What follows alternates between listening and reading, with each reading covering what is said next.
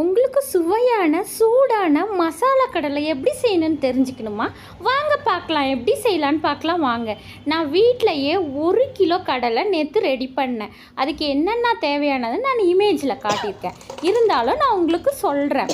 கருவேப்பிலை, கொத்தமல்லி, புதினா, இஞ்சி, பூண்டு இவங்களெல்லாம் மிக்சியில் போட்டு நைஸாக அரைச்சி கடலைப்பருப்போடு ஆட் பண்ணியிருக்கேன். அவங்க கூட 1 கப்பு கடல மாவு, 1 கப்பு அரிசி மாவு, உப்பு, அதுக்கப்புறம் தனியா பவுடர் ஆட் பண்ணியிருக்கேன். இவங்க கூட பார்த்திங்கன்னா லைட்டாக மஞ்சத்தூள் ஆட் பண்ணியிருக்கேன். இவங்களெல்லாம் நல்லா கலக்கி பிசைஞ்சி அதில் நல்லா நீங்கள் ரொம்ப தண்ணி ஊற்றக்கூடாதுங்க. லைட்டாக பட்டும் படாமல் தான் இருக்கணும். அப்போ தான் உங்களுக்கு பொரிச்சு எடுக்கிறப்ப அது பிரிஞ்சு போகாமல் இருக்கும். இப்போ பாருங்கள், நான் பொரிக்கிறத காட்டியிருக்கேன். இப்படி தான் இருக்கும். பொரிச்சு எடுத்திங்கன்னா சூப்பரான சுவையான டேஸ்ட்டுங்க. உங்கள் பிள்ளைங்களுக்கு ஹெல்த்தியான ஸ்நாக்ஸு. ஓகே, பாய்.